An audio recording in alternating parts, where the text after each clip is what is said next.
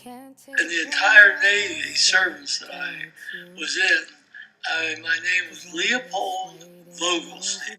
Which was not easy in many of the different battalions and regiments and the various schools that I went to. I was the only Jew. Imagine going through as the only Jew named Leopold Vogelstein. I was Jewish, but I was not religious. Religion meant a lot to me. I knew it was very important to your lifestyle, to your life, to your way of handling the future. I never ate ham or pork or bacon or anything like that, even though my parents never actually showed any religiosity. I oftentimes went to shul on my own. In fact, I went to Bethel. I belonged to several Jewish clubs and participated. I got into debates and various types of competition. I liked it a lot. In fact, it was quite strange. I knew anyone when I was young who was not Jewish. When I went to high school, which was Forest Park High School, I never knew one person there, one of the students, one of my co-students who was not Jewish. We were all Jewish. When I went to the University of Pennsylvania, it was really amazing that I had 2 Jewish roommates. So we were the only 3 Jews in the whole class. And we were together. I guess they did that purposely. And one of them was from Baltimore. And the other one was from Chicago. His father was the owner and general manager of the Chicago Bears. But we had to go through a lot of things. We got separated after I left the University of Pennsylvania. I had to go to pre-midshipman school. That was the toughest type of test you can ever imagine. We got there, we had to get our Navy uniforms, which was just like seamen. The bell-bottom pants and the big shirts and smaller hats. They indoctrinated us by telling us that we're warning you, this is going to be very difficult.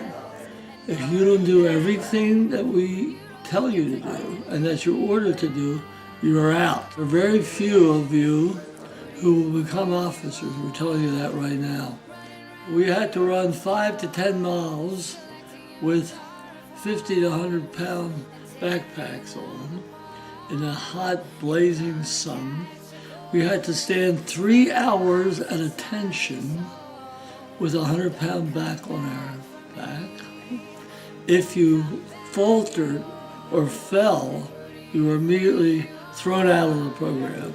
We also had to jump off of an aircraft carrier, which is a 60 to 65 foot height, in full uniform, into the ocean, undress in the water, come up, and go back down and dress. About 90% failed out, and I was able to do it.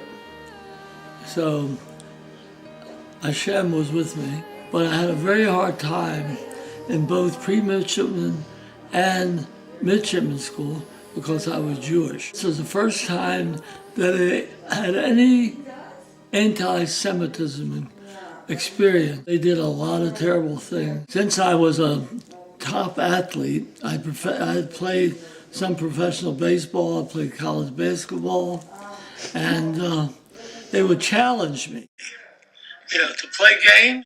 And when I showed them how I could do it, I was elected a captain of the teams. And after that, I got some respect from them. When I was in midshipman school, they would break into my locker, tear up my clothes, mark everything in there. You used to have your bed made so you could throw a quarter on it and it would bounce. And they would tear up my bedding and mess me up all the time. I finally had to report it to the commander. He was Lieutenant J.G. And he said, well, you'll just have to deal with it. He did nothing for me. So I kept going through this. They would call me names. I was so fortunate that I had a photographic memory. And I never studied. Because all I had to do was read the page, and I knew it by heart. The teachers were asking me to teach the class. The pastor told me I was the first one who'd ever done that. And finally, after I had undergone this treatment for about 6 weeks, one of them came up to me and said, I feel very embarrassed to talk to you about this because we know that we have mistreated you, and we're going to ask you a favor. And I said, you're asking me a favor after what you've done? He said, yes. I said, well, what is it? We want you to help us to pass. I said, you should feel embarrassed, and you should feel humiliated, and you should feel ashamed. The best I'll do is think about it. Well, I thought about it for a week, and then I felt that if I did it, I wouldn't have to be subjected to all this. And I did it, and they all passed, and never again was I mistreated. I was named a platoon leader, and I was a captain of the team, of the softball team, and I graduated from midshipman school with the highest honor. Because of my marks, I went to Harvard. There again, I was the only Jew, but I was an officer. In fact, I was the youngest commissioned officer ever. I was 20 years old. We had to force out the Japanese from the cave. The Japanese were as stubborn as any person on earth. They wouldn't surrender.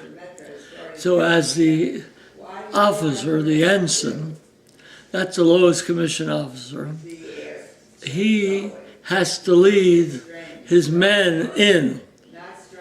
So I had men on both sides of me, and I was in front. When we got in, it was totally dark, and we were shot at. Men on both sides of me died, got hit, but from some miracle, I never got hit.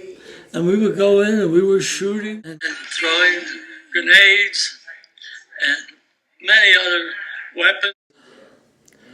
Valor, because when I was in the caves and we flushed them out, finally after days of doing this, but we were never sure we got them all.